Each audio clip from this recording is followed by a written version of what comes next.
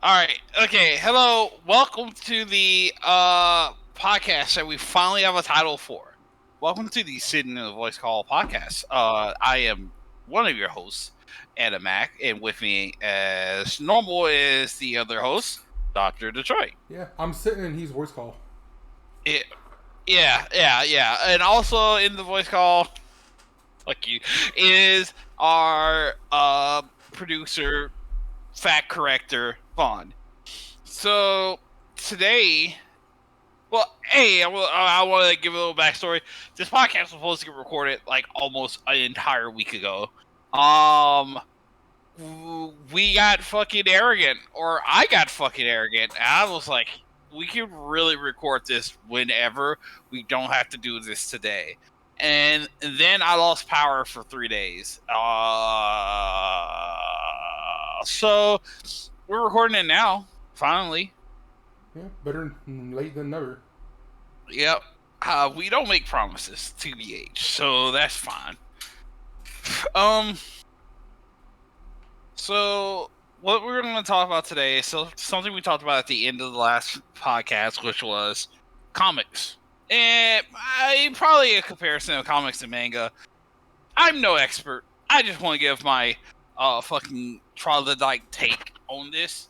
I think it's very interesting that the Marvel movie complex, the Marvel movie industrial complex, effectively changed how Hollywood operates with how successful the MCU was for 10 years.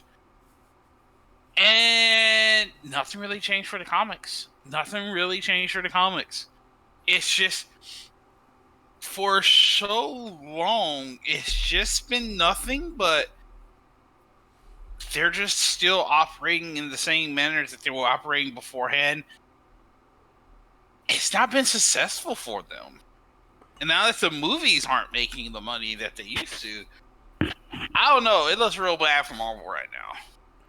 I mean, the funny thing of it is, you mentioned that, but it's none of the movie stuff did anything for any other comic company either. Like DC has spent this entire time trying to get their movies off the ground, and how many actually have? So it's not been a needle mover for Marvel, and it's also been detrimental to everyone else, which I guess is kind of a win still. But I don't think it's a win in general. It's, I don't know. The only Marvel thing is making any kind of money is the Spider-Verse stuff nowadays. Which is, the Spider-Verse movies are cool. They're very, very pretty movies. I still need to Some see of the best. One. I have seen half of it. I haven't seen all of it. But they're very pretty movies. But to what you're saying is like, oh yeah, well, while you're waiting for the next Spider-Verse movie or something, you could go read the Spider-Man comics. Okay, well, which one? You know? Well, and I know these ones aren't specifically based on any of them, but like that's always the theme with the comic book movies. It's like, yeah, I could go read the. I know that there's an Iron Man movie next, so I could go read some Iron Man and kind of know what's going on a little bit, or I can just wait for the movie. I always take the thing of just read the current run. Just read the current run, and if you don't like the current run, find a different run of that hero. Because the thing with Marvel is there's always new writers. They're always going to find new writers and new artists. They don't make new characters that often. What's the last major new character the last major new character I could think of with Marvel was fucking Camilla Khan? It was either her or Squirrel Girl. I'm pretty sure Squirrel Girl is actually newer than Camilla Khan. Whose superhero name I cannot remember right now. I thought Squirrel Girl was like one of those old ones that got revived for like out of random and just kind of caught on. True, you might be right about that. Someone who actually reads comics is probably like sitting here is like, yep, turn this one off. But I don't know. And I think a part of the reason why it's where do you go and buy comics? Like, where are they? Like, you have to go to a specialty store for them, and if you don't have one around you, you're kind of just SOL. Yeah, it was like you can't even just go to a bookstore. Well, because bookstores barely exist Right, and what B, does is they don't get sold at bookstores because in bookstores we're like, well, fuck it, we'll just sell manga. And boy, has that been working for them. yeah. I was gonna say, you go to Barnes and Noble, you might see some omnibuses of the popular Marvels. You're not gonna see, any kind of a dark horse book there or something. Right. But something that I have found out between when we were supposed to record and now is that American comics aren't being carried by like comic book heroes or like superheroes and stuff. It's literal children's comic, like actual children's comic, are the ones that are like the big sellers in America, simply because those aren't sold at comic book stores. They're not. You can still get it at like a drugstore or a grocery store sometimes. Mm-hmm. You know how fucking like successful you would be if you're able to just sell it anywhere you want to, except in a specialty store. It's not the 90s anymore. You have to. Well, okay, I think it was being sold at like grocery stores and stuff in the 90s, but you have to go back to having weekly releases on the shelves, or weekly or monthly releases on shelves at grocery stores that someone's going to just pick up for their children to read on like a car ride while they're like after they left a gas station to fill up. Yeah, you'll buy one of those for like $4 or $5 and give it to a child to read, and the child's like, "I want to read this forever." You just get a subscription. Yeah, like if you go to a store, you might find like Spider-Man 316. You might find Sonic, whatever they're on now. But you're not going to find anything deeper than that. Like, actually, I know a couple years ago, Walmart tried to get into the comics game a little bit too, and I don't think anything really ever came of it. Mm-hmm. Like, they had exclusive issues and shit like that, and yeah. But I'm not even talking like exclusive issues and stuff. Just sell comics in those places. What I'm saying is that, like, if they can't even draw, if not even Walmart can draw, then what chance do you really have? Yeah. And honestly, one of the things, and again, like, this is something we touched on last time, but it's like, when you're looking at it and you see, like I said, Spider-Man 316, if you're a parent, yeah, you'll get it just because it's going to shut your kid up. If you're anything else, it's like, well, is it okay to jump in now? Do I need to read? What do I need to read to get on with it? And it's like, a lot of times you really don't need to read anything beforehand, but you're not going to know that. You're not going to know that unless you actively look up information about where do I start with Spider-Man. It's like, okay, just go back 3 issues and you're fine. As long as you get the general gist of what a Spider-Man is. Right. But, nobody's going to really do that unless they're that interested in it. And of course, the farther you go away from the movie series, or the superhero series that have been around forever, the less you're going to get that. Mm-hmm. Yep. I fully agree with you. Because you got to get to the point where you're selling. Where you're... I think... every time I've looked up like current runs of comics, it's like, holy shit, where can I buy this?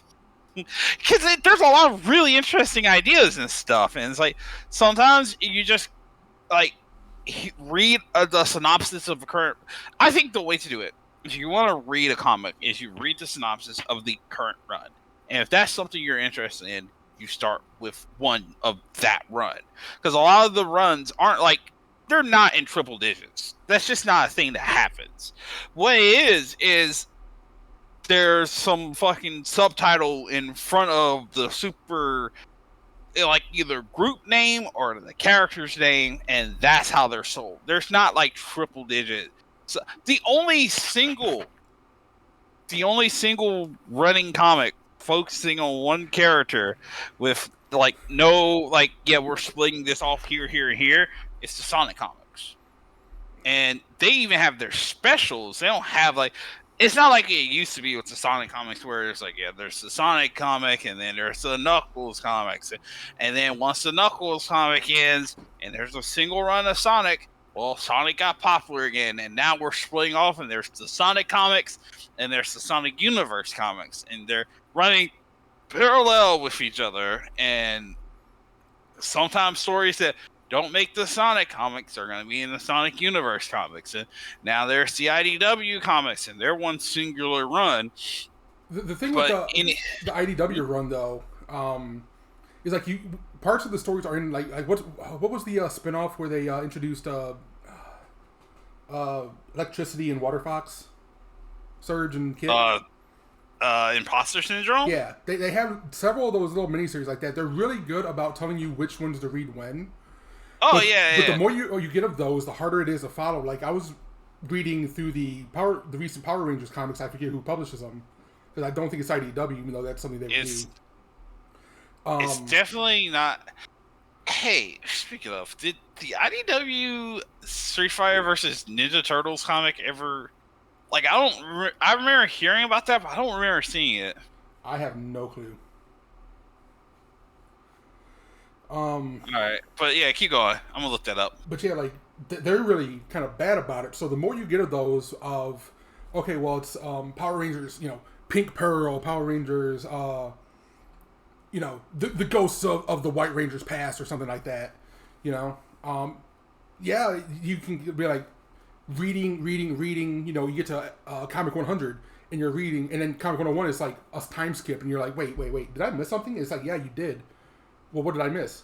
And then you're not sure because they don't point you. Comment. Yeah, they don't point you as well. Like I said, what I really appreciate about the way the Sonic comic does it is that it does say, like, see what's happening issue number, yeah.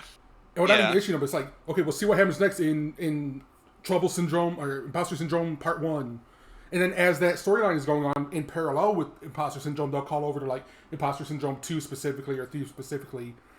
But they tell you kind of where it's all going on, whereas a lot of these other comics, they kind of fail at that. But also to take a little bit of a step back too, one of the things that also kind of ties into this too is that a lot of comic events, as you call them now, they got to a point where back in when I was in high school, they had this. I think that was when they had the original Civil War runs.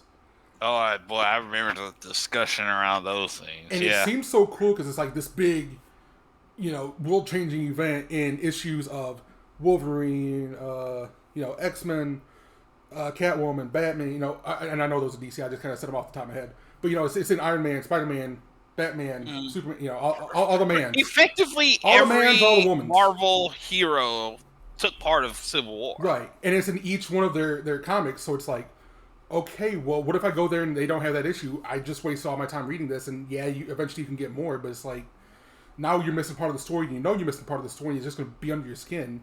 I can wait until an omnibus comes out, and by the time the omnibus comes out, it's no longer cool because it's now all in one collection. Yeah, it's still a good story, but, it's like, you've already ran off your excitement for it. So it's kind of cool in theory, but in actuality, you got to really be into it to actually want to spend the money, spend the time, spend the, the effort hunting down each individual book, making sure you don't miss any, stuff like that. But now everything's like that. And especially even with the movies too, because like I remember a long time ago when they did the Planet Hulk stuff, and it's like, okay, that seems interesting. I would like to read that. And even though that was a little bit more contained than the other one was, it's still like, A, I got to make sure I get all this, and B, eventually when they did make it into a movie, it just became part of the, I think that's what the Thor Love and Ragnarok is off of, partially. It's just Ragnarok. Love and Thunder was different. But yeah, Planet Hulk was Thor Ragnarok, basically. Yeah. And it's like, to see it as a movie, it's like, okay, that's a cool little story. It's all sequential. It makes a little bit of sense. But when it comes out as a comic, you got to keep up with it, or you're going to be outpaced very easily. And it's just like, as somebody who's not already into it, that's cool. But also, again, a barrier to entry. And the more barriers to entry you put onto anything, the less people are going to enter. Right, and. We started off by saying like there should be an easier way to buy physical comics, but also at the same time, a lot of this shit's just available online. Now, I will say, it does piss me off sometimes reading comics online via either an app or just downloading the damn thing, and the size is all fucked up and weird, and it's just either too big for my phone screen and I gotta go and get my damn tablet and read it, or it's just like, I have to zoom in so much to actually read this shit. And it's kind of a bothersome thing to me. It's getting dark, hold on. it's kind of a bothersome thing to me, and I feel like with comics, it could be so much easier, via just having all of it online, having a good way to just pay a subscription and read it, having an app, having a goddamn app. But also it's like I don't do that too often. I don't like subscriptions because I'm gonna end up either like falling off. I don't like. Okay. Hold on. You kind of just forget it's there, and then you're paying for it for no reason. No, not with me. The issue is I like reading everything at once. I like sitting down and having a large backlog to read and just reading all of it over the course of either a week, a month, or how much ever I just go, I'm going to wait until this is finished before I read it. Now, it doesn't work with the IDW Sonic comics because that's their most successful franchise of everything. Because IDW was crying broke last year, and it was like, we're just not making that much money. Like, yeah, Sonic's very successful for us, but all of our other licensed comics aren't. And it's like, okay, but their Sonic comics are very successful. They're, but I like waiting until there's a backlog. So I don't. That's why I don't like paying for subscriptions. I rather just, hey, I'm gonna give you. I also don't like paying for digital media, right? I feel like if I'm gonna pay for something, I want it to be physical. I don't want to pay, like, give money for an app, and it's like, yeah, I have these things. I can't download it. If I can't download it, I'm not gonna give you money for it. And if I can't download it, have it on a hard drive somewhere, just not gonna give you money for it. It's just, I said it twice for emphasis. I'm just not gonna give you money for something that can just disappear. That's why I don't like digital media. I rather have physical media. If I lose physical media, I'm a fucking idiot, right? Mm-hmm. I lose digital media, it could be a hard drive failure, and that's just gone forever. That's just not my fault sometimes. Right. And that's just something that you're always going to run into, especially now in the future, because everything, like you said, you want everything, the convenience of digital, but you don't want the etherealness. And it's like, well, where's the when it comes to money and making money off it, where's the balance? Because it's like, another thing is if you go onto an app that's not paid for, not subscription, but also gives you access to things, it's going to have access to entire runs. If you go onto like a Comixology or something, because I try to demo that, and it's like, okay, well, we have this certain section of issues. Anything else, you'll have to wait for it to come to rotation, or you'll have to pay extra for this and that. One of the things that made Steam work was that it's what Gabe Newell said. You make it easier than piracy to get what you want, basically. They're not at a point yet where they can do that with comics, because if you have a huge backlog, you're going to want to make money off it somehow, which is completely fair. Right. Mm-hmm. But also on the end user, what are they going to be able to give you that can compete with free full run? If it was like, okay, higher quality of the whole runs, or really low price for this much, but then if you're really into it, you can pay more for this, for the whole thing or something like that. Then but on the other hand, you're still like you're competing against free, you're competing against easier. There's nothing to pull someone who's already doing B to your A. Yeah, no, I fully agree. Now, because we wanted to also kind of compare it to manga and stuff like that, that's where you're going to get a little bit of a different switch, because, again, you don't have... The big thing with manga is, like, if you're a manga company, you hire an artist / writer to make you a series, you're not going to hire them to make you a JoJo's. Right. You're hiring them to make their own thing. Yeah, that's the biggest difference between, like, manga and comics. It's like, if someone gets hired at Marvel, they're not getting hired to write a new original character or a new original characters. get hired to fucking write another Iron Man. Yeah. And that's the difference. That's the biggest difference. Is if you see something cool with manga, you go, "What's this manga?" And they'll tell you the name of the manga, and you look it up. You go, "Oh, this has been running for 2 years. I'll just start from 1," and then you just read that. And with comics, if you see something cool in comics, you'll say, "What's this comic?" And they'll tell you, and they'll give you the name of it, and it'll probably tell you the run, unless they're like a lazy bastard, and it'll just say, "Yeah, it's the new Iron Man comics," and it's like, "Oh, okay, that fucking helps me a lot." And you look it up, and it's like, it's just.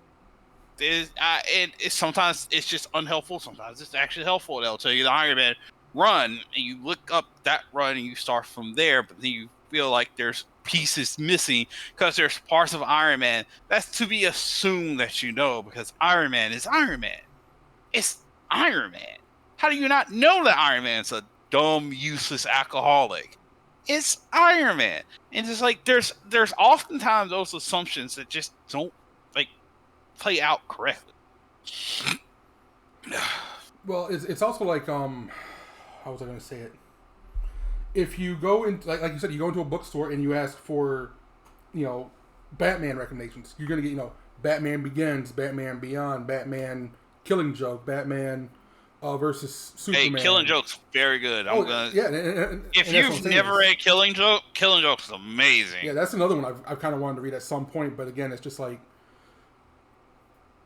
I never have, just because it's I didn't know how self-contained it was at first. Now that I do, it's just I got so many other things to do. I'll get around to it eventually, but I don't know if I'll get around to it eventually before I see a movie version of it, or if something happens with this or something happens with that. I plan to read it at some point. I don't think DC's gonna ever do a movie version of Killing Joke. That's gonna like one of the animated movies and stuff like that. I wish. Dude, I so fucking wish. Killing Joke's so good. I would love to see DC do anything with it. But also at the same time, DC's such a fucking such a stupid, useless company. Such a stupid, useless company. Fucking Marvel is doing everything. Marvel's pissing on themselves constantly. And DC's like, it's our time to shine. And they fucking slip on some ice and knock themselves out. And it's like, I hate this company so much. But each one of those is its own kind of story. Like you said, it's different people doing different stories within that same universe, same character, stuff like that. But you're like, okay, well, One Piece. Where do I start with One Piece? You start at 1, and it's just One Piece the entire time. Bringing up One Piece is like, the thing with One Piece is I don't think I'll ever read One Piece, because One Piece has that ability of like, it's gonna end one day. I hope it ends before the artist dies. But the man's kind of old. And is One Piece gonna read? End? I don't know. I kind of don't want to.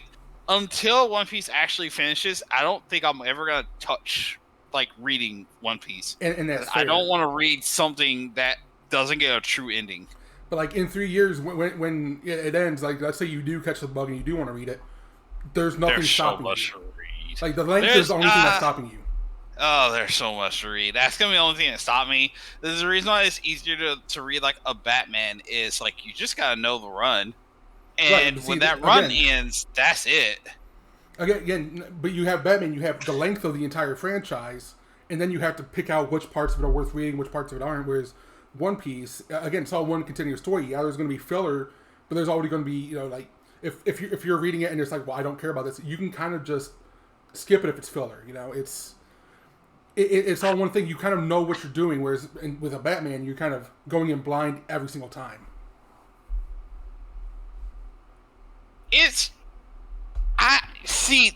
I think the one continuous run thing, actually, the one negative about manga is the continuous run, because you can sell them via arc, but it's pretty hard to do so because you get to the next arc and it's like this was bad, I didn't want to read it, so I just skipped ahead, and now I'm confused by what's going on.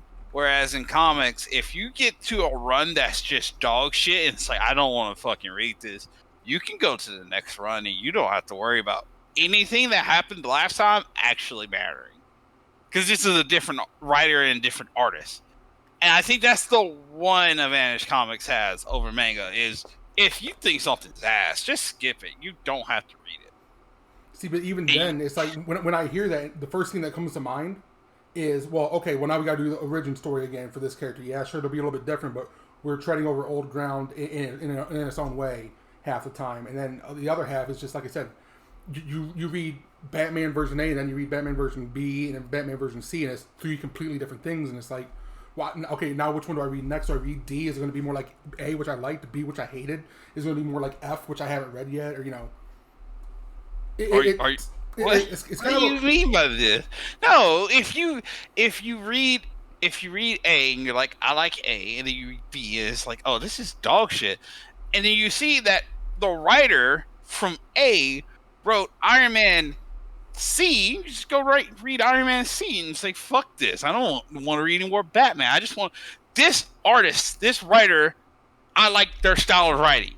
I'm gonna read this writer regardless of the heroes that he writes. And eventually, if he only writes for this one hero, then I'll just keep reading this one hero. If he writes for a bunch of heroes, well, I'll just read a bunch of heroes. The Sonic comic also, like, there's parts of that where, because there were 5 different writers going on at one point in time, and none of the writers had a single consistent idea of what the story is and where the story would go, there's just insane quality jumps in writing, because hey, Ken Penders wrote these 3 issues right here, and next up Carl Bolas wrote these 3 issues, and it's Penders again, and he hated everything Bolas just did, and we gotta keep it one continuous story though, so he spends 3 issues kind of undoing everything that was just done, and here's this new writer. He's actually this other writer under a pseudonym, and it's just, it gets, the Sonic comics, the one continuous story thing, it gets very aggravating when there's, like, I know in manga that's not a thing, there's no multiple writers, there's the one, but in, like, I would rather just have the one, I'd rather just read the one writer. But unfortunately with the Sonic comics, I had to just keep reading them, because a lot of the things that happened in that era of, like, dumb horseshit bullshit became important later on when the guy who writes it now took over, and it was him and other people, and they all had a consistent idea because they liked each other, and that was really cool. And he also wrote for some of the he wrote the Mega Man comics too, and those were really good. But yeah. I don't know, but even then it just feels more like, again, I think this is just because I read a lot of manga instead, or I grew up more on manga than I did comics, but it's like, hearing that and then thinking, okay, well, I might read Wolverine that I really like, you know, writer A, and then he does, Batman that I really like, but then he does Aquaman. You're not going to catch me giving a shit about Aquaman, so that's the miss. And then he does, shove it up your own ass, man, and then he does, whoever the fuck, and you're not going to catch me giving a shit about any of those, no matter how good the writing is, because I don't care about the character in the first place. So it's like, well, now that guy's being wasted telling other people's stories. Yeah, they're his stories in that framework, but they're still going to be in that way somebody else's story. And it's honest, like, there's writers who've done really good jobs with Aquaman. Oh, I'm not saying there isn't. It's unfortunately, just like me myself. Unfortunately, that's still a DC product. So any good parts of Aquaman immediately gets undone because it's like, whoa, we kind of can't have Aquaman's only child get eviscerated by random hooligans, and it's like, you absolutely can do that to Aquaman. Aquaman exists to have bad things happen to him. DC is so fucking stupid. Aquaman should never be cool. Alright? Aquaman should never be cool. He should only exist to have bad things happen to him. He should get his arm cut off. He should watch his fucking wife die and his child get kidnapped and thrown into a goddamn volcano. Fucking I'm sorry, not thrown into a volcano, spiked into a volcano like Gronk scored a touchdown. That's what should happen to Aquaman. And then when all the bad things happen to Aquaman, he should get up there and in front of all these people, instead of being a broken, useless man, he should say, I'm Aquaman and I'm going to defend Atlantis because that's what I'm here to do. And that is what makes Aquaman cool. He exists to have bad shit happen to him. Nothing good. And then he gets up there and goes, I'm a fucking hero. I'm gonna do my job regardless of what just happened to me. And that's why Aquaman is sick. They weren't Aquaman. I feel like anytime they try to make Aquaman legit, they just want him to be the next Flash. But you're not going to make Aquaman into the Flash. Aquaman has... Man, there's... Every 5 years, it feels like there's a new Aquaman comic. And the DC writers are like, yep, we're going to let this fuckhead write this. And everyone knows that they're only letting people who they do not really give a shit about, like, write the Aquaman comics. And Aquaman just has something terrible happen to him. Just something awful. There was the fucking stretch of, like, 10 years where in, like, all the media, Aquaman showed up and he just didn't have a hand. And it's like, oh, why doesn't he have a hand? Oh, he got cut off. Yeah, in the same incident that he lost his hand, he also lost his wife and child. And it's like, well, and he still acts this way? He's still just kind of a really weird, dorky man? And it's like, yep, that's Aquaman. And it's like, oh God. Well, and you can't do that with other characters. That's why it's important. That's why I feel like it's important. Like, I like having writers write for different characters because it's like I like seeing this writer's take on this character. X-23. Oh, dude, X-23. When X-23 first existed, X-23 was like fucking nothing. I'm gonna be honest, she was not shit at all.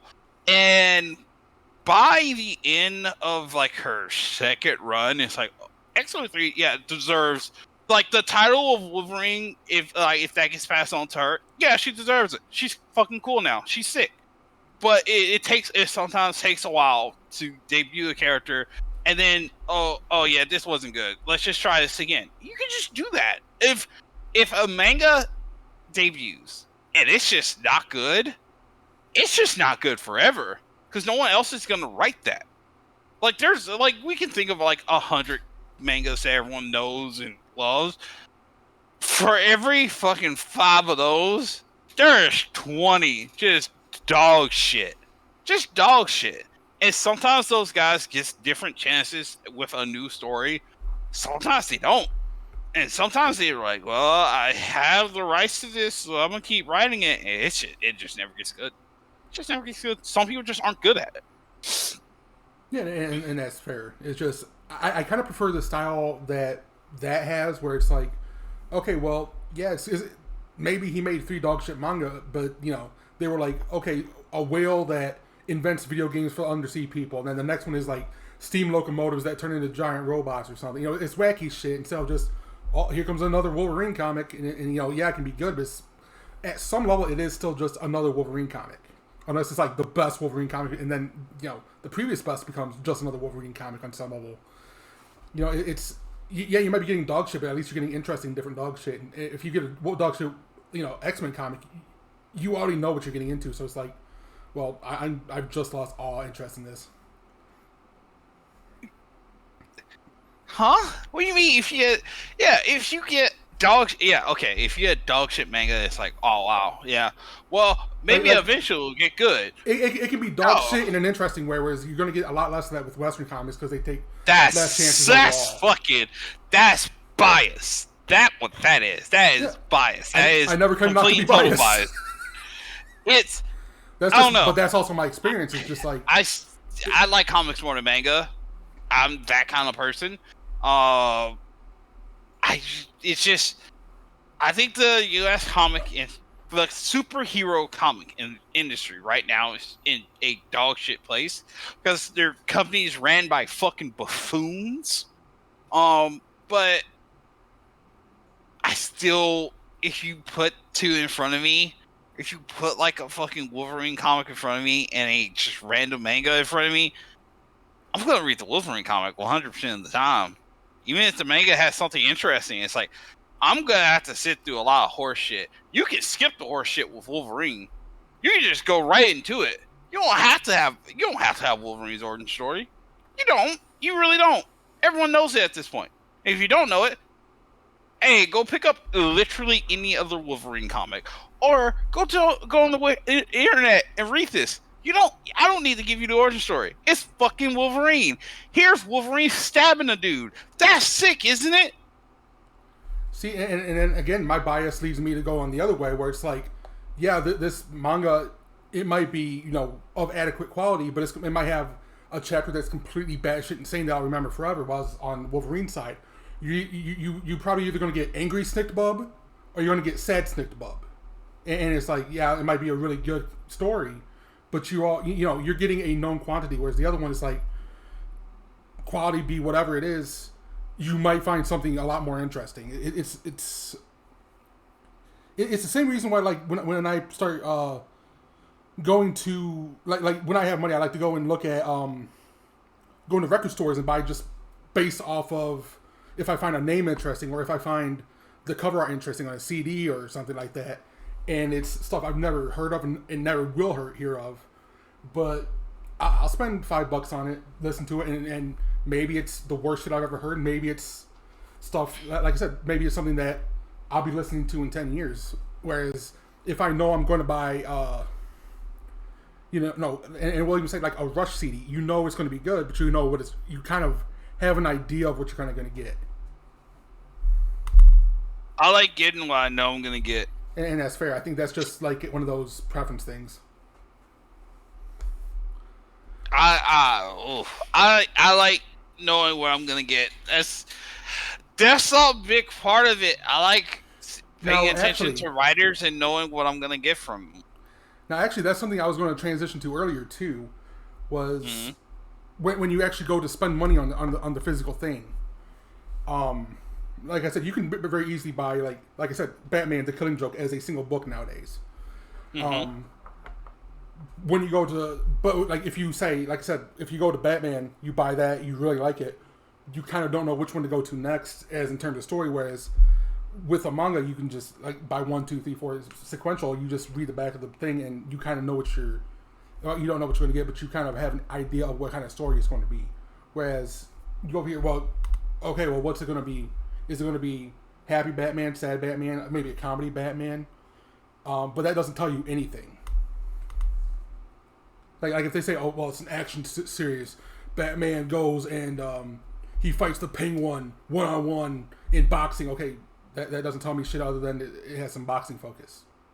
What the fuck? Weren't you literally just complaining like, oh yeah, if I read Batman, I know what I'm gonna get? Now you're complaining that, yeah, no, if you tell me what I'm gonna get, I don't know what I'm gonna get. No, because you still know what you're gonna get. It's just that you're not gonna get anything special out of the ordinary. It's gonna be Batman with boxing.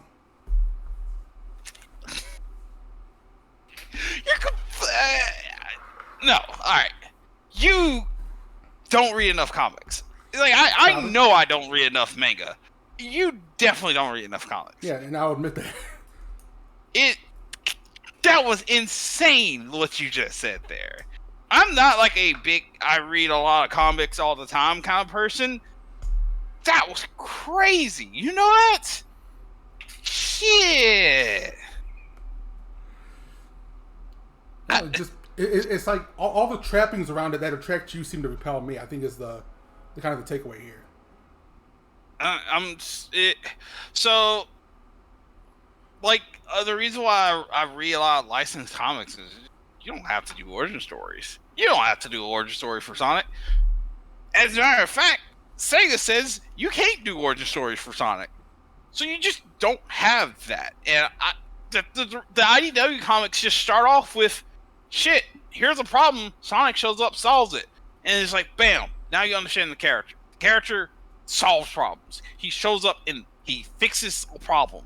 And there's other characters, and as you read through the story, you don't need origin stories for characters, is what I'm saying. And a lot of comics don't do origin story because they've been done to death. And it's like, I don't need to know Wolverine's origin. Actually, here's the thing. Did you know at one point in time, Wolverine was apparently a soldier in the Canadian Army in World War II? I was probably back when it was like, yeah, it makes sense that Wolverine was in there, and then in Weapon X. So Weapon X happened in the 60s. Actually, no, it does make a lot of sense. But, okay. But apparently, at one point in time, he met Captain America. Captain America saved him from, like, a Nazi plane. And apparently that's also a part of Wolverine's origin story. And it's like, that's fucking crazy to me. It's like, I don't like origin stories, but I like when they happen. And it's like, okay, that's fucking sick that's how that happened. Yeah. See, and like I said, and I think at this point I'm kind of repeating myself a little bit, but knowing that, again, even knowing that I will really like the IDW Sonic comics, because I really like them. But knowing what they are, a little bit of what you're going to get, it's just like, okay, well, it takes a lot of the mystery out. Whereas one of my favorite manga is one that originally I read just because it was, a mildly alright ecchi series, and then by the end it was an actually really good adventure series that was like really good about calling back to everything that happened before when you thought it was just jokes and shit. And that element of surprise, the element of building up to, okay, well, I didn't expect this. It's like, you're not going to get that out of a Sonic comic. You might get some unexpected twists and turns, but you're not really going to get, oh, I didn't expect this to, go this way or that way. You kind of know what you're going to get. It's a little bit less than maybe the, like I said, the superhero ones, because they have gotten to a point where they are a little more willing to take risks, but then they kind of step that back a lot. And it's just like, again, it feels too much like a known quantity for me to really put a lot of energy towards reading it. And that, like I said, that kind of sounds like what pulls you to it. Yeah. A little bit more, so. Yeah. Also, I like seeing things where it's like, if I didn't read a comic series, because it's like, I don't really know that much about this author, and then seeing a page from that series later on, it's like, oh yeah, I should definitely be reading this. It's like a lot of there's so fucking many X-Men comics, but sometimes I will see something from one and it's like, wow, that's fucking cool. Yeah. It's, I don't know. I like seeing cool things, and I more often see cool things in comics than I do in manga. Because there's just it, and then if I do see something cool, a page of something cool from manga, and it's like it's chapter 63, and it's like, oh, okay, cool, I'll start from chapter 1, and then it's like chapter 5, and it's like, I don't want to read this anymore. I don't like a lot of Japanese way of storytelling. I just kind of fucking a lot of common problems that I have with like Japanese games is they'll do the very funny thing of like they'll introduce a side character or a group of side characters, and it's like these characters are very interesting and cool, but they're not the protagonist, who is Japanese protagonist man. Most of the time, they're just Japanese protagonist man or woman. They're a little more diverse nowadays. Sometimes it's Japanese character protagonist woman, and it's like they're just boring. They're just so fucking boring. The thing with comics, if you have an interesting set of side characters, there's a really good chance that there's some guy who just got hired to the company will be giving these 5 characters slapped on his fucking desk and be like, you are writing for these 5 characters. Here's their profiles. Write it, idiot. And you'll get a comic run of them. Would it be good? That's not known because this is a new writer. Sometimes that's good and that writer goes on to big things. But those side characters will get a chance to get fleshed out and learn more of them. In a manga, well, they get left aside because, well, that arc's over with now. We don't really care about these characters anymore. On to the next one. It's like, I hate that. Now, I will say, like, anything with romance is terrible for that, because, like, 99% of them, you do not want the actual, like, main girl or main guy to win, because the other one's so much more interesting, so much more, Yep. And you know from the start that who's going to win. It's so telegraphed who's gonna win every time. It's like it's gonna be that one. It's gonna be the one that's a childhood friend. Or if it's not the one that's a childhood friend, it's gonna be the fucking character who just shows up and the writer is like, nope, this is the coolest character in the world. Yep, they're very cool. They're super fucking cool. Everyone loves them. They're real fucking cool. Haven't seen them do shit. But all anyone talks about is how cool this character is. They haven't done a damn thing. That kind of shit right there pisses me off. Yeah. At least in a comic, when a character appears and they're big upped, like huge, like yeah, this character's real fucking cool. They're gonna save us. They're gonna save us all. It's like you could probably go back and read something that character has been in before to see why when they show up, everyone's like, they're so fucking cool. When that happens in a manga, there's nothing to go back to. That's just a character that was invented, and you're supposed to believe they're cool without seeing them do something. Or if they do something, it's something insane. Toriyama, rest his soul, took the biggest gamble in the world by having Trunks kill Frieza immediately. If Trunks wasn't one of the coolest characters in fiction of all time, that would not have worked. Trunks would have been seen as some fucking overpowered OC bullshit character. He has all the trappings of one. He's from the future. He's a child of two characters who you didn't even know that those characters were going to fucking get together. He just kills the villain of the last series that ran for 7 fucking years. He just shows up and kills him in 5 minutes.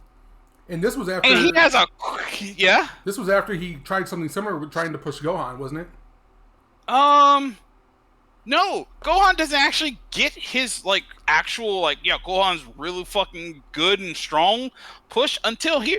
Gohan's it's a lot more natural. Because Gohan's push is, Gohan's always kind of been really fucking strong. So, yeah, it makes sense that Gohan is the strongest now. Because, yeah, even if he was a literal baby, he could launch himself at someone and knock them out. Because Gohan's always been that strong. He trained with Piccolo. He fucking trained. He went to Namek. He nearly died multiple times. I will say, I think Saiyan's the fucking Saiyan superpower of, yeah, every time you almost die as a Saiyan, you come back when you're healed and you're twice as powerful. Like that's such cop out. It's such a cop out. But it works for Gohan because he literally almost dies 5 times before Cell even appears. So yeah, Gohan's really fucking strong because he's constantly in a situation that a 5-year-old or 7-year-olds in Namek, a 7-year-old shouldn't be in, and nearly dies. It just comes back stronger. Gohan was always set up to be the strongest. Gohan not being the strongest in the Blue arc, it's kind of but. Like, going back to Trunks killing Frieza the way that he did was a gamble. Trunks had to be the sickest character of all time after that. And he lived up to it. If Trunks was even slightly less cool, Trunks would be one of the most mocked characters in fiction simply because he doesn't live up to what he did when he first appeared. That's the way I feel. Like, and manga artists see that and go, I can do that. I can do that. No, yeah, I can do that. And no, you can't. Fucking comic writers, they see that and they go, I can do that. I can do that with a character. And it's like, no, you can't. I'm sorry, you can't. Miles Morales cutting by much more organic, as in his. I'm the Spider-Man now ways, in that he built his way up. He didn't just do the thing immediately. He built his way up, and he got there faster because he had a mentor in Peter Parker. Peter Parker didn't have a mentor. So yeah, it took him longer to get to that point. It's always easier. The person who comes after you is always going to have an easier time because you know more than the person who came before. You're passing it on if you're smart. So Miles Morales is probably more on the level of Gohan, where it's like when he does the big thing, oh well, it was always built up to this. Yeah, he was always going to eventually be the person to do this because it was built up for it. I can't really speak for Gwen Stacy. I haven't really read too much stuff that she's in. But like I think it's fair with her as well. Like there's so many fucking Spider-Man. Okay, all your complaints about the actual like comics industry is kind of real with Spider-Man. There's so many fucking Spider-Man. There's so many fucking Spider-Man. Well, like you could go and sit there and think like, oh, they made up all these Spider-Man for Spider-Verse. No, they didn't. There's so many Spider-Man. There's a literal Spider-Man, which is a bunch of spiders in a suit pretending to be Spider-Man. They're man spiders. There's so many fucking Spider-Man. What was I talking about? Trunks, right? Yes. Trunks. It's really hard to make a brand new character and have them be really cool in manga because you have nothing to really base that on. You either have to take a really big gamble and hope that it lands, like Trunks, or you have to introduce them at a low level and build them up over a long period of time, like Gohan. It's kind of funny that there are two characters that you can point to with Gohan and Trunks in Dragon Ball as good examples, and there's one character you can point to with Goten as a bad example. Goten literally just goes Super Saiyan. And it's like, why does everyone had to go through like massive, insane amounts of trauma or training to go Super Saiyan, and Goten can just do it. Why does Goten just do it? Fucking Goku's first time going Super Saiyan involved his best friend getting murdered on an alien planet in front of him, and he knew there's no way to bring him back. And fucking Goku goes Super Saiyan because he's that fucking mad about it. And he saw his best friend die, the guy who helped his son live die. And he's like, I can't believe this. And he goes Super Saiyan to kill the motherfucker who did this to him. Fucking Gohan's first time going Super Saiyan is a little flaccid. He just gets it via training. But Super Saiyan level 2 is done for the first time by Gohan. By everyone putting their trust into Gohan, and Gohan betraying that trust because he's kind of a little bitch. Well, I say kind of a little bitch. He's fucking 11? And, like, in front of it takes someone going, hey, I know you're scared, but you have to do this. Everyone's relying on you to do this. You have to do this. Protect the planet. Protect everybody, Gohan. It's up to you. And he getting fucking vaporized in front of him. And he went beyond Super Saiyan, he went to Super Saiyan 2. And Gotenks is just training with his fucking mom, who's a normal fucking human. And he can just go Super Saiyan. And you know what becomes of Gotenks becoming Super Saiyan? Jack shit. He fuses with Trunks to make Trunks. How fucking however you Gotenks. Yes, that's the name because it's stupid. Yes, to make Gotenks, and yeah, they're really strong, but it's two fucking 10-year-olds who never had to grow up, and they're still kind of just they're 10-year-olds. They didn't fucking travel to an alien planet and watch a species get wiped out at the age of 7 like Gohan. They're not taking this shit seriously. And they're really fucking strong because the story says they have to be. And then the continuation series happens and it's like, they kind of suck now. No, it's actually about his granddaughter. She's the cool one. And then fucking okay. The point I'm making is you have to take a gamble to introduce a new character in a manga.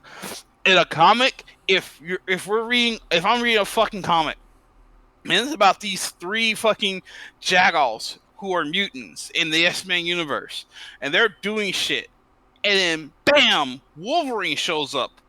I know that guy. That's fucking Wolverine.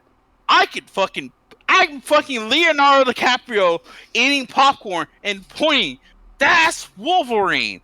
I'm leaning over to my fucking mostly white girlfriend and going, that's Wolverine. You can do that in a comic. You can't do that in a manga. You're not gonna fucking have JoJo show up in your random manga. You can't do that. You're not fucking the guy who writes JoJo. I don't know his name. But you can't do that. That's the difference between comics and manga. There's a lot of shit to pull from. Because there's a lot of shit that people are writing for. You can just do that. You can just do that. That's so cool. So basically, you just do that. Basically, you can have The Rock running mid-match. Well, no. The Rock running in mid-match is basically setting up a character for a very long time. The Undertaker showing up and doing what he did, that's random. And that's bad. The Rock, I was fine with The Rock doing that. Yeah, I mean, honest. To be fully honest, yeah. The Undertaker was like, the first thing that came you guys to mind.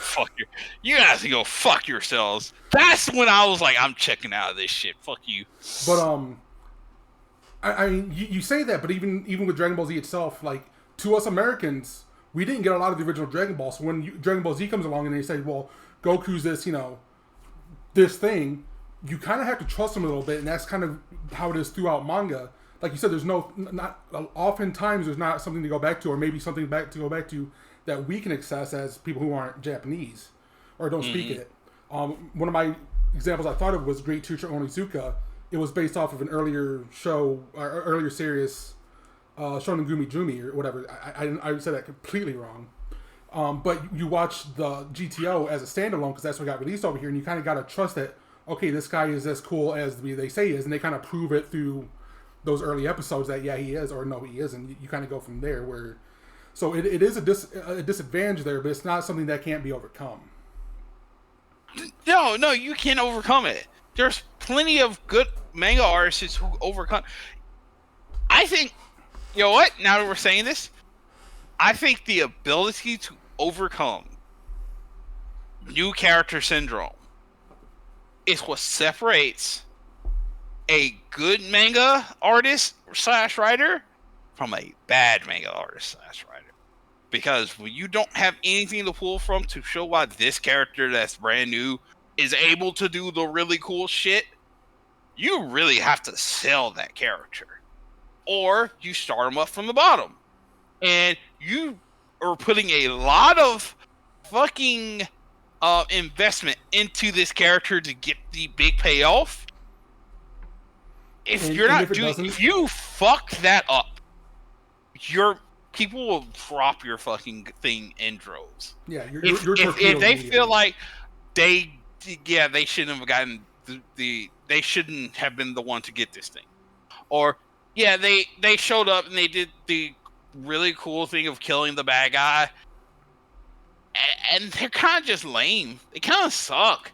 If people don't like the character after they do the big entrance, or they are built up to do the big thing, and at the end their feelings on that character is, they're kind of mid.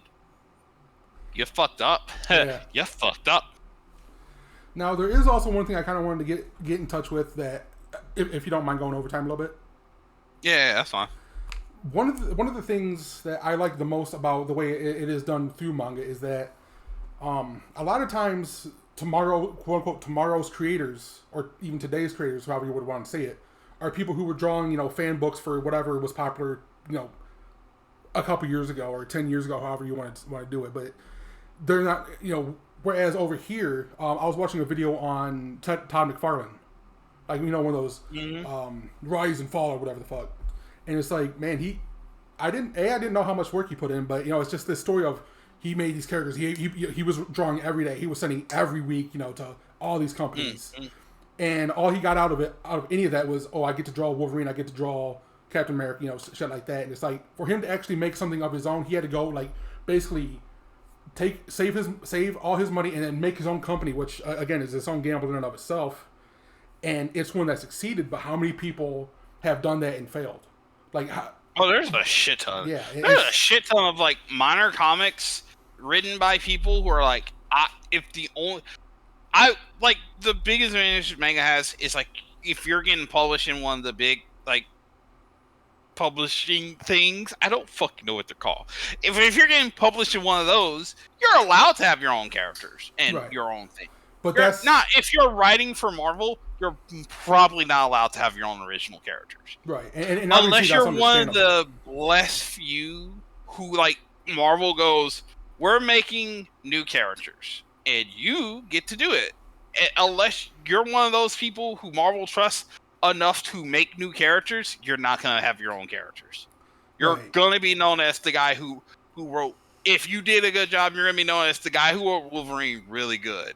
And that's it. Right, like you'll have now Tom there McFarlane, are you'll have Frank Miller, you'll have Alex Gaiman and stuff like that, but there's also fucking Rob Liefeld, right? But we're not gonna talk about him. But like you look at Dragon Ball, and then you see almost like a coaching tree. Okay, well this guy was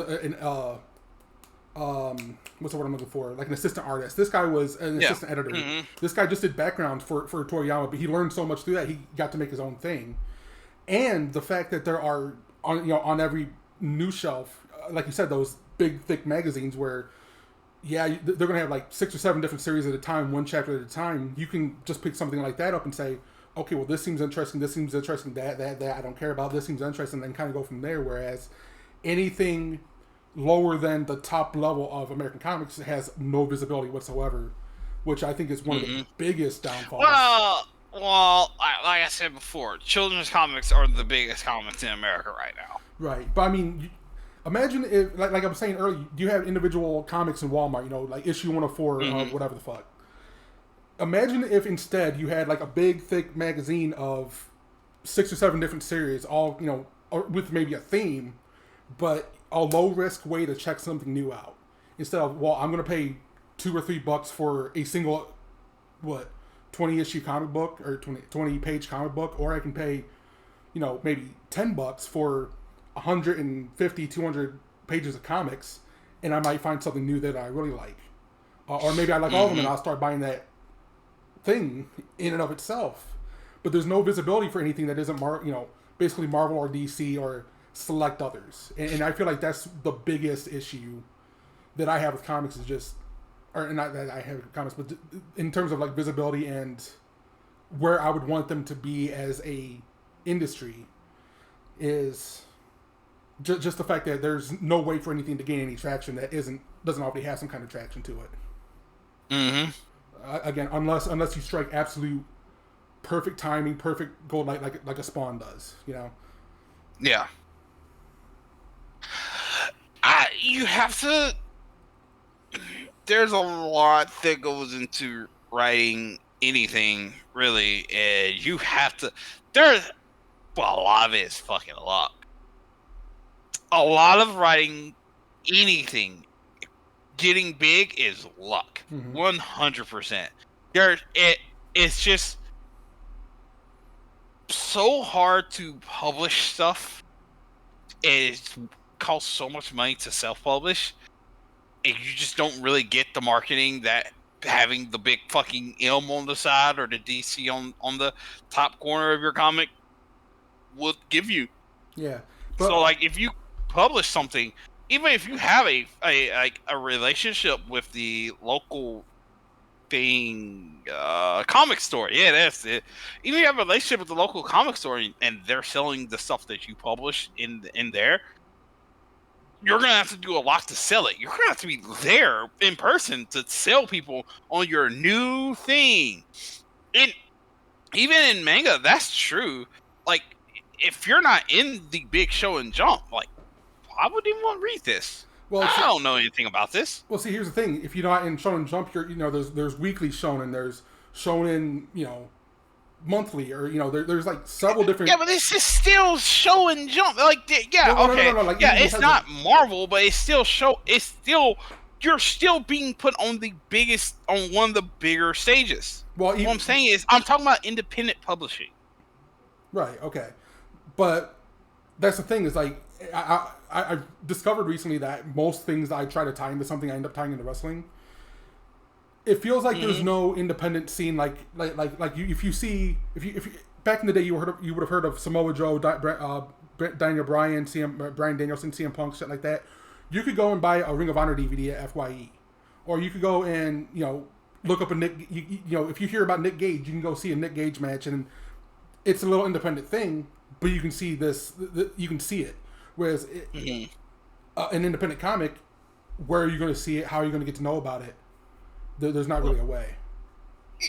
Sure, that's the same thing. Those independent wrestlers, they get their shit spread via word of mouth. Independent published comics get their shit spread word of mouth. Right, but here's the thing. That's the same everywhere. But here's the thing.